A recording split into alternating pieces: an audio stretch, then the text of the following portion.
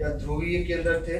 दो ध्रुवीय केंद्रक थे, दो ध्रुवीय केंद्रक, दो यहाँ पे हो गए, एक ये हो गया, एक ये हो गया, एक एक दो, एक तीन, दो पांच, टोटल कितने हो गए भाई? 5 हो गए। द्वितीय निषेचन में टोटल 5 केंद्रक भाग लेते हैं। ठीक है भाई, एक नर हो गया, एक अंडकोश का, एक एक दो, एक नर युग्मक, 3, 2 ध्रुवीय केंद्रक, 5, 2 और 3, 5 हो गए। चलो भाई अगला सवाल देख लेते हैं जरा क्या है।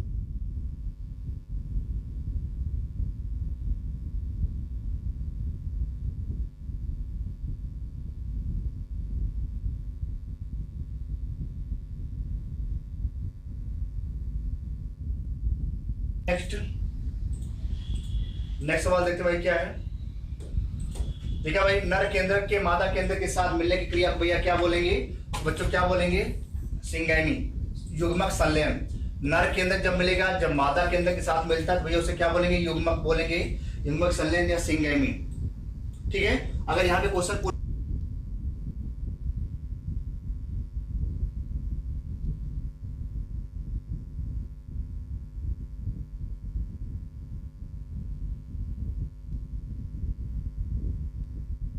जब एक नर केंद्रक दो ध्रुवीय केंद्रक या सेकेंडरी न्यूक्लियस या द्वितीय केंद्र के साथ मिलता है तो क्या हो जाएगा भैया? Triple fusion. उसे ट्रिपल फ्यूजन बोल देंगे। जब तक सेकेंडरी न्यूक्लियस नहीं बोलेगा तब तक ट्रिपल फ्यूजन आप नहीं बोलेंगे।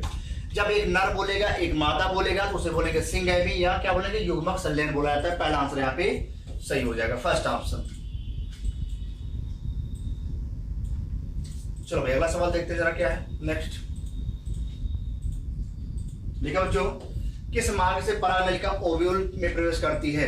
बच्चों यहां से भी जाती थी, यहां से भी जाती थी, यहां से भी जाती थी, यहां से भी चली जाती भैया। ठीक है, तो आंसर आपका क्या हो जाएगा? उपरोक्त सभी हो जाएगा। हालात दिए वो किसी के थ्रू जा सकती भाई।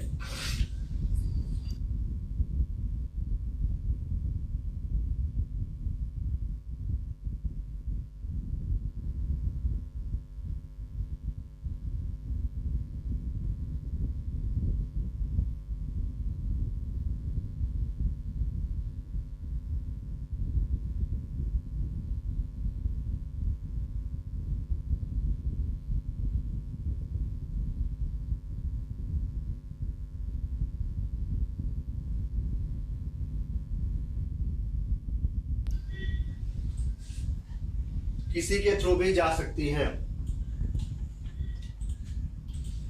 चलो अगला सवाल देखते हैं जरा क्या है। नेक्स्ट लिखा बच्चों, पराग नलिका साधारणतः भ्रूणकोश में प्रवेश करती है। किसके थ्रू प्रवेश करती है? साधारणतः सबसे कॉमन भैया होता है माइक्रोपाइल, सबसे कॉमन होता है बीजांड द्वार, सबसे साधारण तरीका होता है बीजांड द्वार के थ्रू जाना। बाकी और जगह से जाना बड़ा कठिनतम हो जाता है भाई।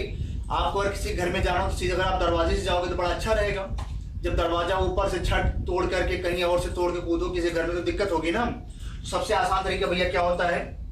सहायक, यहाँ लिखा है कि केंद्रीय कोशिका, अंड कोशिका, एकदल सहायक कोशिका, विकृत सहायक कोशिका द्वारा। तो बच्चों यहाँ पे एक विकृत सहायक कोशिका के द्वारा आराम से चला जाता है, बिल्कुल आराम से। सिनर्जिड, जो सिनर्जिड हुआ करती थी, जो सिनर्जिड होती भैया यहाँ पे सिनर्जिड होती थी, यही सिनर्जिड इसी को तोड़ता हुआ, इसी को बिल्कुल तोड़ता हुआ यहाँ पे जाता भैया। ये मेल गैमेट इन दोनों लेयर को तोड़ता हुआ, इस सहायक कोशिका को तोड़ता हुआ जाता, बिल्कुल जड़ कोशिका, विकृत कोशिका को तोड़ता हुआ जाता है। आंसर आपका डी हो गया। चलो अगला सवाल देखते हैं। ठीक है बच्चों, ब्रेसिका के एंडोस्पर्म होते हैं एक गुणित, द्विगुणित, त्रिगुणित, बहुगुणित।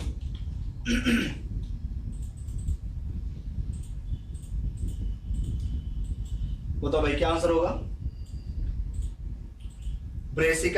ब्रेसिका के कैसे होते हैं भाई? ब्रेसिका के एंडोस्पर्म कैसे होते हैं?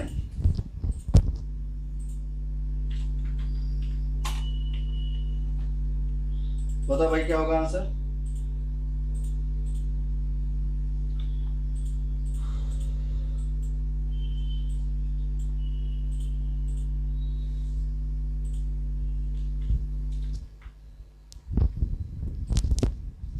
कैसा होगा भाई? यहाँ पे जो क्या हो जाएगा? 3n हो जाएगा, त्रिगुणित हो जाता है 3n, त्रिगुणित हो जाएगा 3n हो जाता है। चलो अगला सवाल देखते हैं। नेक्स्ट देखिए बच्चों, कई भ्रूणपोष की उपस्थिति किसकी लक्षण है? मतलब इसे बोलते हैं बच्चों पॉली एम्ब्रियोनी। क्या बोलेंगे? Poly embryony. बिल्कुल एक एक चीज नोट कर ले भैया। पॉली एम्ब्रियो मतलब एक भ्रूण में कई सारे सिट्रस, जिसको भैया क्या बोलते हैं? सिट्रस के नाम से जानते हैं। सिट्रस, सिट्रस जिसको हम नींबू या खट्टा फल बोला जाता है। नींबू, नींबू बोला जाता है भैया साइट्रस, नींबू में, तो साइट्रस में। ठीक है, बस यहाँ पे आंसर होना चाहिए मैंगो भी होना चाहिए। सिट्रस और मैंगो, तो पॉली एम्ब्रियोनी बच्चों सिट्रस और मैंगो दोनों में पाई जाती है। याद कर लें, कई भ्रूणों की उपस्थिति साइट्रस और mango, poly embryony citrus and mango दोनों में पाई जाती है। पहला और दूसरा ऑप्शन यहाँ पे हो जाएगा भाई। ठीक है, सिट्रस और मैंगो, यहाँ पे देख लें साइट्रस और मैंगो दोनों हो जाएगा। कई भ्रूण की उपस्थिति किसका लक्षण है? साइट्रस और मैंगो। ठीक है, चलो अगला सवाल देखते हैं। ठीक है बच्चों, जिम्नोस्पर्म का भ्रूणपोष कैसा होगा बच्चों? हैप्लॉइड। कैसा होता है बच्चों? एन होता है। जिम्नोस्पर्म का जो भ्रूणपोष होता है भाई वो कैसा होता है? एन होता था। ये याद करो भाई, जिम्नोस्पर्म में एन होता है, एंजियोस्पर्म में 3n होता है। Gymnosperm n, angiosperm 3n। अब यहां पे आपसे सवाल पूछेगा, बताइए साइकस, साइकस और पाइनस में कैसा होता भैया? तो आपका आंसर भैया कैसा हो जाएगा? n हो जाएगा, क्योंकि साइकस और पाइनस कैसे भैया? जिम्नोस्पर्म। कभी कभी आपसे डायरेक्ट मोटी चीज ना पूछ करके थोड़ा सा अंदर चला जाएगा। जैसे बोलेगा कि हम बताइए हमें जिम्नोस्पर्म, इसमें साइकस और पाइनस में कैसे भ्रूणपोष होते हैं? तो आपको पता होना चाहिए साइकस और पाइनस जिम्नोस्पर्म में है, तो जिम्नोस्पर्म बच्चों कैसा होगा? हैप्लॉइड या एन होगा। ठीक है, जैसे आपसे बोलेगा बताइए सरसों का एंडोस्पर्म कैसा होगा, गेहूं का एंडोस्पर्म कैसा होगा, क्योंकि वो सब कैसे भैया? एंजियोस्पर्म है, तो एंजियोस्पर्म कैसा होगा भाई? 3n हो जाएगा, जैसा भी इसके पहले वाला जो क्वेश्चन था। चलो यहाँ पे आंसर आपका तीसरा हो गया। अगला सवाल देखते हैं भाई। नेक्स्ट देखिए बच्चों, केला बीज रहित फल यह उत्पन्न होता है भाई किससे? ये बच्चों पार्थिनोकार्पी के द्वारा उत्पन्न होता है, अनिषेक फलन के द्वारा। इसे बोलते भाई अनिषेक फलन। केला अनिषेक फलन के द्वारा उत्पन्न होता है। पार्थिनोकार्पी फ्रूट होता है केला। केला बीज रहित फल होता है, उसमें बीज नहीं पाया जाता, तो यह पार्थिनोकार्पिक के द्वारा या पार्थिनोकार्पिक फल कहलाता है। ये ऐसे सवाल आपके एग्जाम में कई बार पूछे जाते हैं। Second option.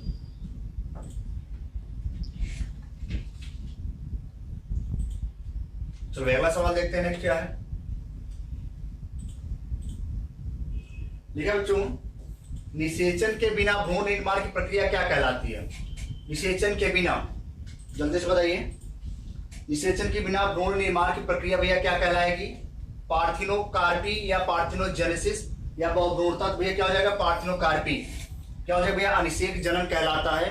सिंपल क्वेश्चन, आसान क्वेश्चन है, ऐसे क्वेश्चन आप रट के जाइए भाई, ऐसे क्वेश्चन को रट के जाएं।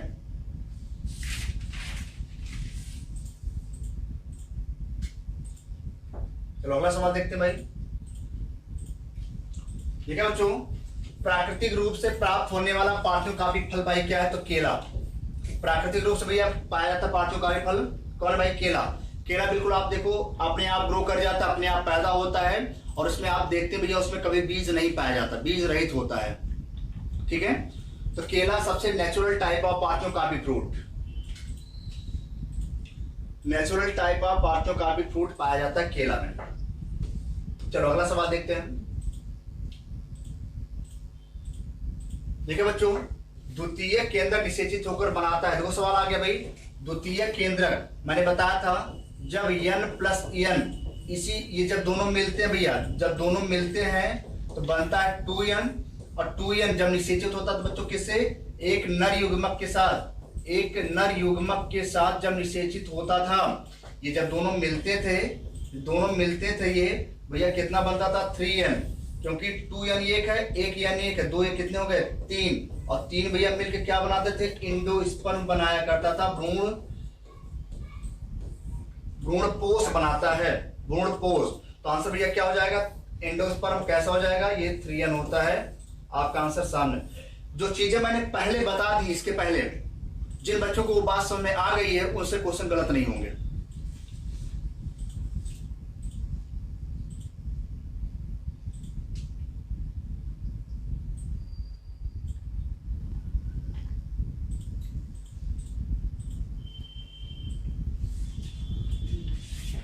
चलो अगला सवाल देखते हैं।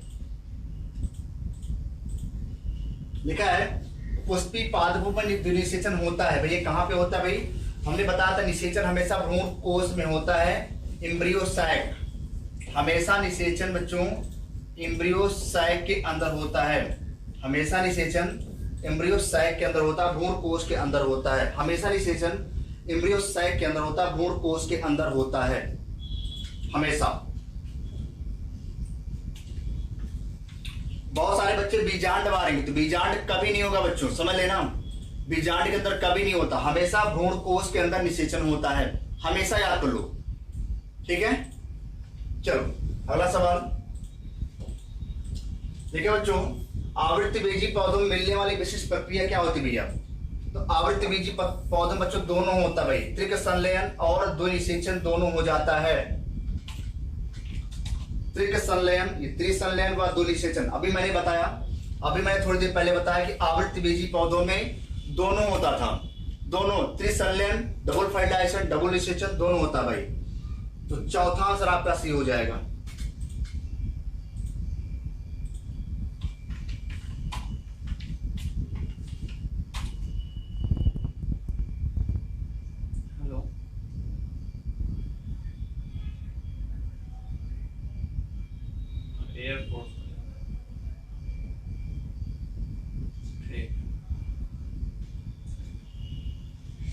चलो अगला सवाल देखते हैं। देखिए बच्चों, द्विनिषेचन पाया जाता है तो एंजियोस्पर्म में। आसान सवाल है, हमेशा एंजियोस्पर्म में पाया जाएगा। एंजियोस्पर्म में द्विनिषेचन पाया जाता है, तो पहला सवाल, पहला आंसर।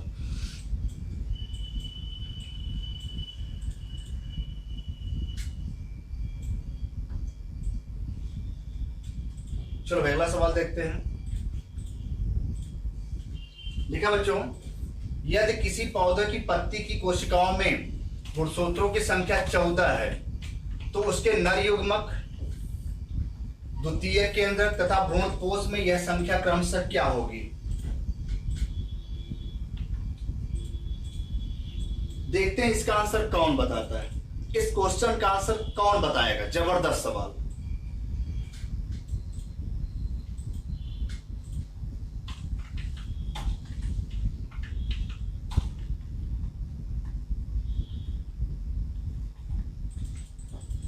चलो भाई बताओ जरा क्या होगा। अगर हम मान ले यहाँ पे ये 2n बराबर भैया कितना है? 14। भैया किसी पौधे की पत्ती भैया डिप्लॉयड होगी, जो एंजियोस्पर्म होगा उसकी पत्ती हो, चाहे लीफ हो, चाहे फ्लावर हो, भैया कैसा होगा? 2n बराबर 14। तो n बराबर कितना हो गया भाई? यहाँ पे आ जाएगा 14 बटे कितना होगा? 7 बराबर कितना आ जाएगा? 2 आ जाएगा, बराबर 2। ये बात समझ, 2 आ गया यहाँ पे, क्लियर हो गया। अब पूछा कि इसके नर युग्मक, बच्चों नर युग्मक मेल गैमीट कैसा होता है बच्चों?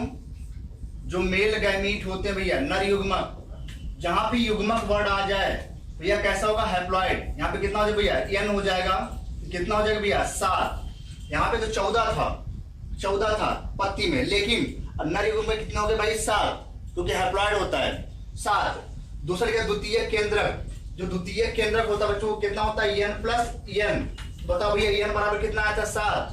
तो देखो भैया 7 प्लस 7 कितना हो जाएगा भैया? 14। कितना हो जाएगा? 14। तो द्वितीय केंद्र में कितना हो गया? 14। अब लिखा भ्रूणपोष, आपको बता भ्रूणपोष भैया कितना होता है? 3n। तो बच्चों 3 गुणे n बराबर कितना आया था? 7 आया था ना। कितना हो जाएगा भैया? 21। तो भैया भ्रूणपोष में कितने हो गया भैया? 21 हो जाएगा। मतलब भ्रूणपोष में 21, मतलब आ गया देखो 7, उसके बाद 14, उसके बाद 21। तो आंसर भैया क्या हो जाएगा? पहला 7, 14, 21।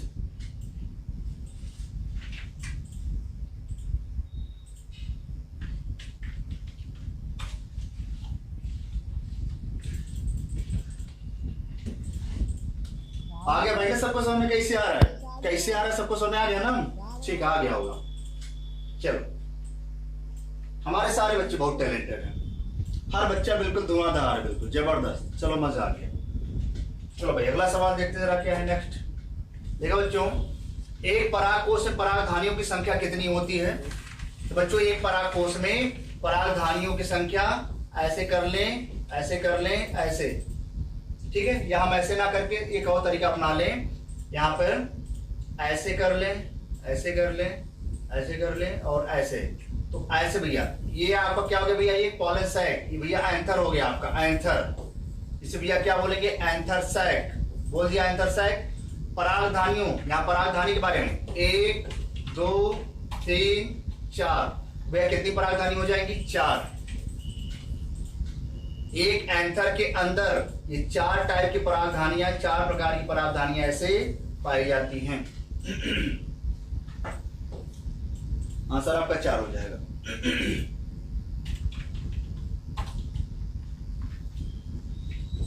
चलो बच्चों अगला सवाल देखते हैं। देखा है, संयुक्त परागकण किसने पाया था, ये सवाल आपके पहली बार पूछा गया यूपी कैडेट 2020 में। संयुक्त परागकण पाए जाते हैं बच्चों टाइफा में। किसमें भाई, टाइफा में पाए जाते हैं संयुक्त परागकण। संयुक्त परागकण टाइफा में पाए जाते हैं, ये बात भी आप याद कर लें, टाइफा के अंदर पाया जाता है संयुक्त परागकण। चलो अगला सवाल देखते हैं, नेक्स्ट क्या है।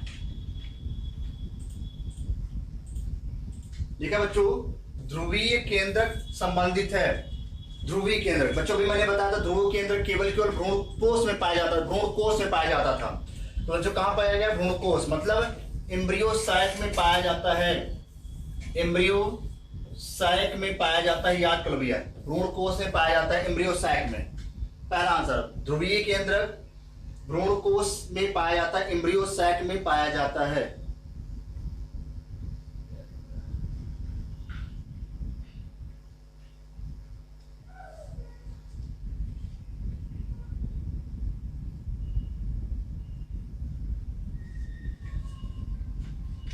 चलो अगला सवाल देखते हैं, नेक्स्ट।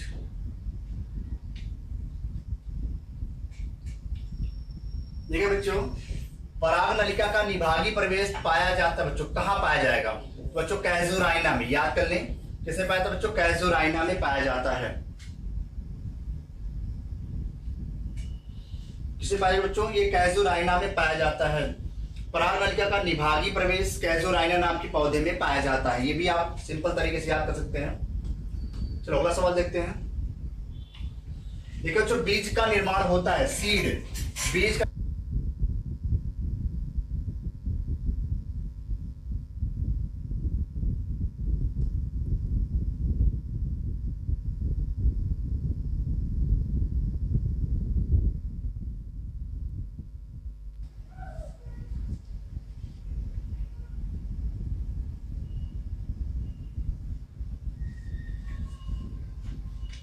चलो अगला सवाल देखते हैं, नेक्स्ट।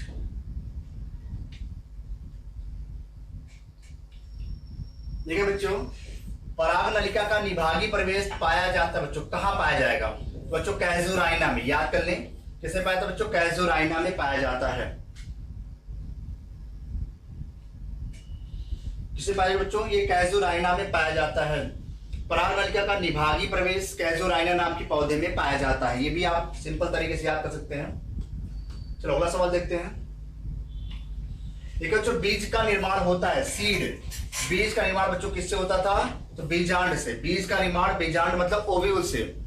सीड का फॉर्मेशन हमेशा ओव्यूल से हुआ करता है, बीजांड से बीज का फॉर्मेशन होता है, बीजांड से बीज का फॉर्मेशन होता है।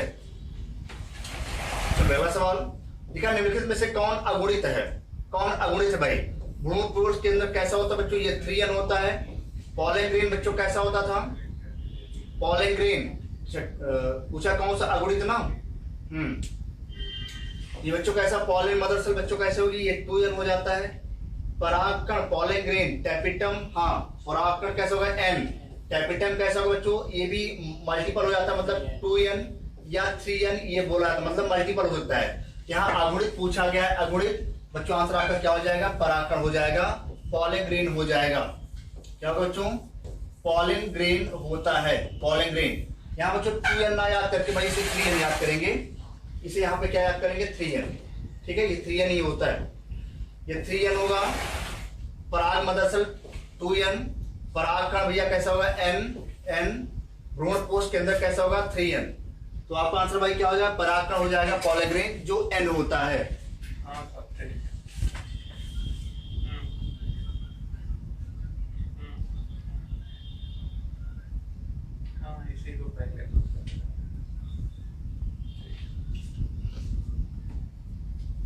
चलो भाई अगला सवाल देखते हैं जरा क्या बच्चों लिखा है।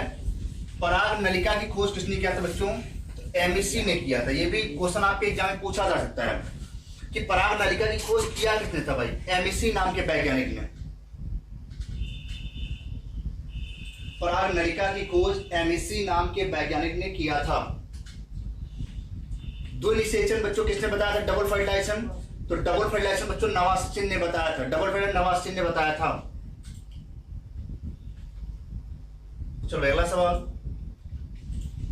लिखा बच्चों, जब बीजांड सीधा ऊर्ध्व तथा बीजांड वृत्त निभाग तथा बीजांड द्वार एक सीधी रेखा में होती है तो बीजांड को क्या कहते हैं भाई? उसे भाई क्या बोलेंगे? ऑर्थोट्रोपस। क्या बोलेंगे? उसे बोलेंगे ऑर्थोट्रोपस नाम से जाना जाता है। ऐसे क्वेश्चन आपके एग्जाम में 100% आने के चांस है भाई। ऑर्थोट्रोपस। जब यहां भैया बीजांड वृत्त निभाग तथा बीजांड द्वार ये तीनों बिल्कुल एक ही सीधी रेखा में आ जाते हैं। जब सीधी ही रेखा में आ जाएंगे, सीधी रेखा में कौन कौन भाई? बीजांड वृत्त जिसे फ्यूनिकल बोलेंगे, निभाग जिसे चैलेजा बोलेंगे, बीजांड माइक्रोपाइल। जब ये तीनों एक ही रेखा में आ जाएंगे सीधी रेखा में तो उसे भैया क्या बोल देंगे? ऑर्थोट्रोपस नाम से जाना जाता है।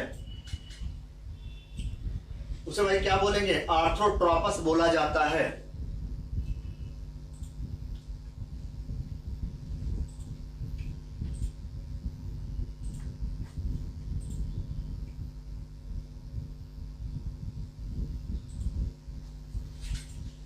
चलो अगला सवाल।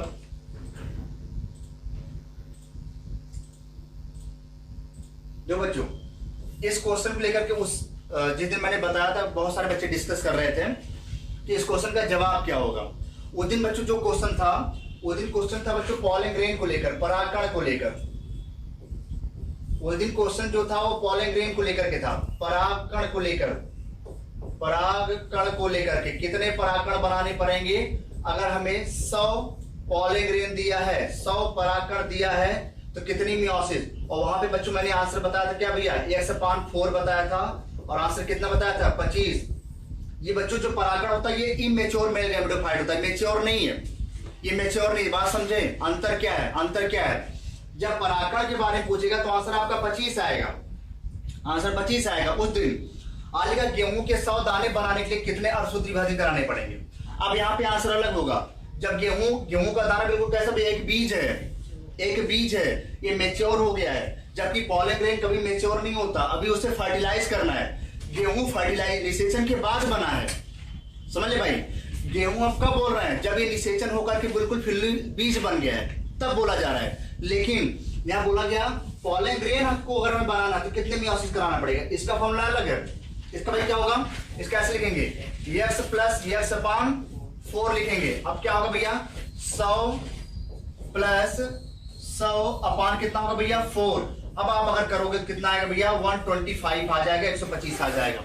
अब जाके आ जाएगी 100 चौके 400, 500/4 और 4 हो जाएगा 500/4 तो 125 चौका कितना हो जाएगा भैया? 500। 500 बच्चों क्या आ जाएगा? 125। आंसर आपका यहां से आ जाएगा। ये क्वेश्चन अलग था और ये क्वेश्चन बिल्कुल अलग है।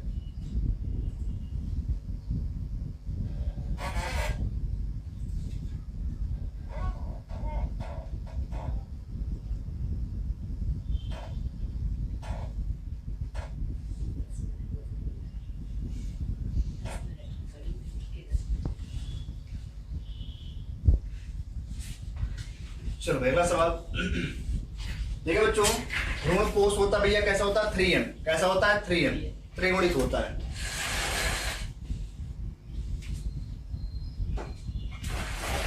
देखो जो ध्रुवी पाए जाते हैं भैया कहां पे? तो भ्रूण कोष में। भ्रूण कोष में कोष एम्ब्रियो सैक दोनों में बड़ा अंतर है। बहुत जल्दीबाजी में आपसे क्वेश्चन गलत हो सकता है, समझ ले भाई। यहाँ भ्रूण कोष लिखा, यहाँ भ्रूण कोष। तो कोष मतलब पोषण देने वाला, उसका नहीं होगा। देखिए भ्रूण कोष याद करके जाना भैया, भ्रूण कोष और कोष में बड़ा डिफरेंस हो जाता है, ठीक है। देखो भैया जो भ्रूण कोष होता है वो N होता है और जो भ्रूण कोष होता है वो कैसा होता है बच्चों? 3N होता है। दोनों में बहुत बड़ा अंतर है। भ्रूण कोष 3N, भ्रूण कोष N। तो आंसर आपका भैया दूसरा हो जाएगा भ्रूण कोष में।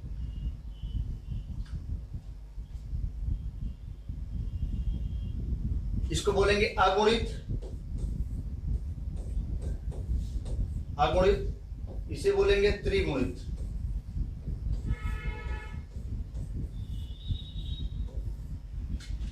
चलो अगला सवाल लिखा है, जब बेजांड बेजांड वृत्त पर समकोण पर मुड़ा होता है। ये भी सवाल बहुत जबरदस्त है।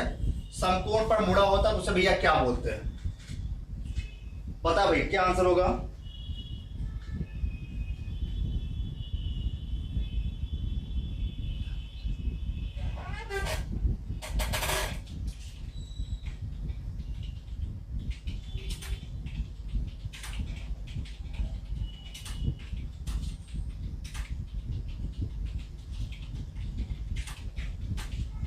क्या होगा भाई? तो आंसर भैया क्या हो जाएगा? हेमीट्रॉपस। क्या होगा भाई?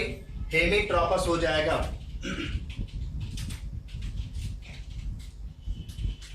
हेमीट्रॉपस हो जाएगा आंसर। चलो अगला सवाल देखिए बच्चों, द्वितीय केंद्रक का निर्माण होता है बच्चों दो ध्रुवीय केंद्रकों के संयोजन से। यही बताया था n प्लस एन। जब n प्लस एन मिलता है तो बच्चों क्या बनता था? 2n। और यही 2n बच्चों क्या कहलाता था? द्वितीय केंद्रक। द्वितीय केंद्रक कहलाता था। तो दो ध्रुवीय केंद्रकों के संयोजन से होता भाई, दो ध्रुवीय केंद्रकों के संयोजन से यह होता है। सेकंड आंसर सही हो जाएगा भैया, दूसरा वाला ऑप्शन। अगला सवाल देखा, खुली वर्तिका पाई जाती भैया। खुली वर्तिका कैसे पाई जाती बच्चों? याद कर ले, पाइपेवेरेसी कुल में।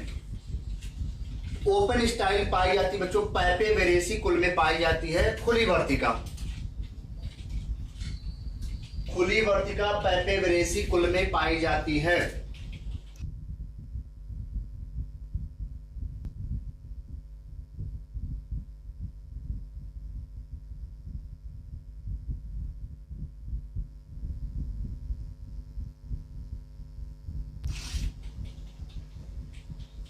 खुली वर्तिका पाइपेवेरेसी कुल में पाई जाती है, याद कर लो भाई। चलो अगला सवाल देखा बच्चों, नर युग्मक तथा द्वितीय केंद्रक के संयोजन से बच्चों क्या कहलाता है? तो मैंने बताया था, जब एक नर युग्मक जब ये 2n मिलता था तो बच्चों क्या बनता था? 3n। ये तो बोला गया, एक नर युग्मक हो गया n और द्वितीय केंद्रक भैया क्या हो गया? 2n। तो n और 2n कितने हो गए? 3n। बच्चों क्या हो जाएगा? भ्रूणकोश केंद्रक एंडोस्पर्म न्यूक्लियस। भैया यहाँ पे भ्रूणपोष होगा, थोड़ा सही कर लेना इसको। यहाँ पे भ्रूणपोष होगा, ठीक है? भ्रूणपोष होगा भाई, थोड़ा सही करना। भ्रूणपोष केंद्रक एंडोस्पर्म न्यूक्लियस, भ्रूणपोष केंद्रक, इसको थोड़ा सही कर लेना आप लोग।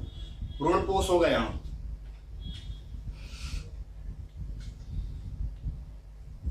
चलो भाई अगला सवाल देखा, भ्रूणकोश में स्थित द्वितीय केंद्र से नर युग्मक क्या कहलाता है भैया? उसे भैया क्या बोलते हैं? त्रिसंलयन। तो मैंने बताया अभी, जो भ्रूणकोश में स्थित द्वितीय केंद्र, ये जो बच्चों 2n होता था 2n, और नर युग्मक के साथ जब बनता था तो n, बच्चों यही तीनों दोनों मिलकर भैया क्या बनाते थे? 3n। और 3n बच्चों क्या होता था? ट्रिपल, त्रिसंलयन के नाम से जाना जाता था, क्योंकि इसमें 3 केंद्र भाग लेते हैं। 3 केंद्र, एक नर वाला और 2 द्वितीय केंद्र, तो त्रिसंलयन बोला जाता है, ट्रिपल फ्यूजन।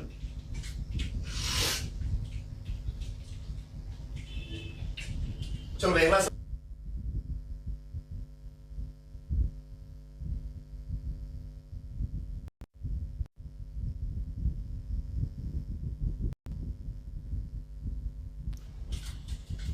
भैया यहाँ पे भ्रूणपोष होगा, थोड़ा सही कर लेना इसको। यहाँ पे भ्रूणपोष होगा, ठीक है? भ्रूणपोष होगा भाई, थोड़ा सही करना। भ्रूणपोष केंद्र एंडोस्पर्म न्यूक्लियस, भ्रूणपोष केंद्र, इसको थोड़ा सही कर लेना आप लोग। भ्रूणपोष होगा यहाँ।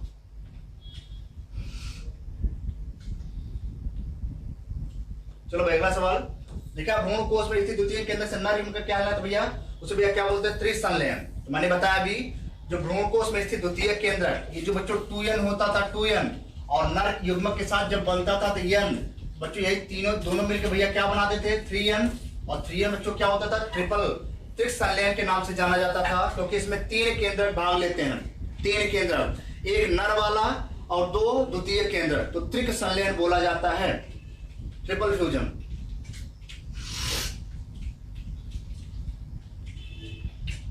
चलो अगला सवाल लिखा है, आवरण रहित बीजांड पाया जाता है बच्चों चंदन में।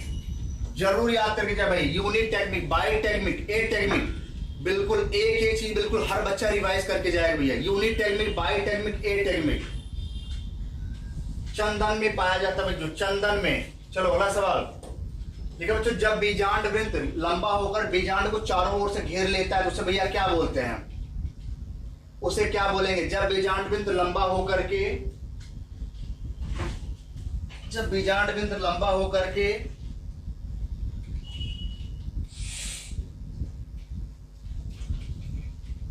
बताओ भाई, इस क्वेश्चन का आंसर हम नहीं बताएंगे, आप बताएंगे। बताओ भाई, इस क्वेश्चन का आंसर आप हमें कल बताइएगा कमेंट करके, क्योंकि आप लोग जब किताब पढ़ोगे तभी समझ में आएगा। ऐसे क्वेश्चन मैंने कई बार आपको बताया भी है, और इसको आप जरूर अपनी बुक से जहां पे फर्टिलाइजेशन दिया गया है उसको जरूर पढ़ें, और जितने वहां पे 5 दिए गए हैं 5 को पढ़िए। हमें कल इसका आंसर बिल्कुल एक बच्चा बताएगा, ठीक है? इसका आंसर मैं नहीं बताऊंगा। चलो भाई अगला सवाल, अगला सवाल ठीक है बच्चों। भ्रूण कोश में प्रतिमुख कोशिकाएं स्थिर होती बच्चों किसकी ओर?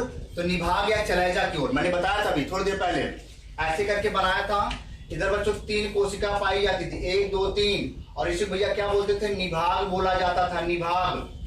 और इधर भैया क्या होता था? इधर 1 2, ये ऐसा 3। तो हमेशा बच्चों माइक्रो बीजांड द्वार की तरफ, बीजांड द्वार की तरफ सिनर्जिड होता था, और एग कोशिका, एग कोशिका, और निभाग की तरफ बच्चों 3 प्रतिध्रुवीय कोशिकाएं पाई जाती हैं, प्रतिमुख कोशिका, एंटीपोडल। यहाँ पे बच्चों हो जाएगा निभाग चलैजा की ओर, चलैजा की ओर पाया जा रहा है।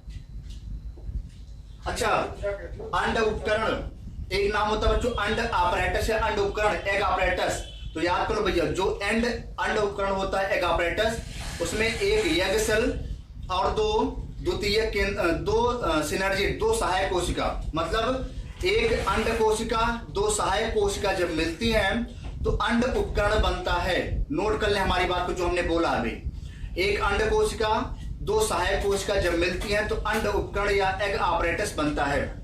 चलो भाई अगला सवाल, परागकण में होता बच्चों, परागकण में क्या होता है?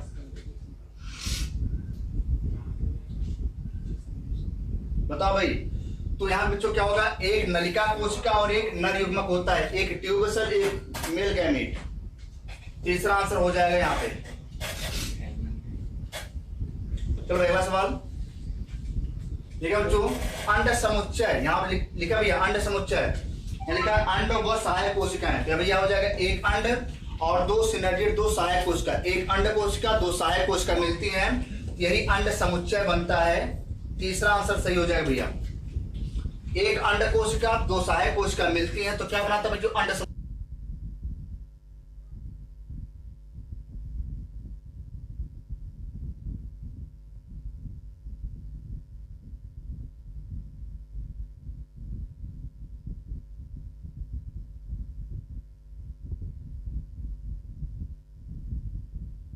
एग ऑपरेटस बनाता है।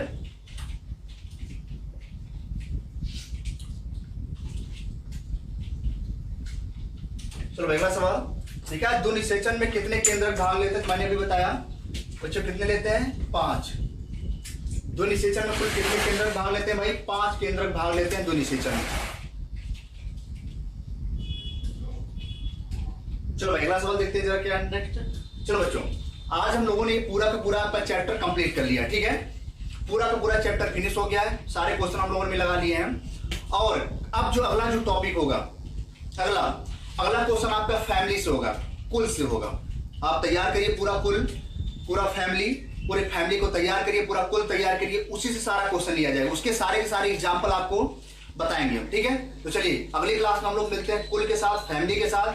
जितनी फैमिली है उसको आप रटिए, याद करिए, उसका आंसर दीजिएगा अगली क्लास में। आज के लिए बस इतना ही, धन्यवाद। और आपकी अभी केमिस्ट्री क्लास है भाई, माथुर सर बिल्कुल आ चुके हैं, आपकी केमिस्ट्री क्लास स्टार्ट होने वाली है। बच्चों ये क्लोरीन है, क्लोरीन का परमाणु भार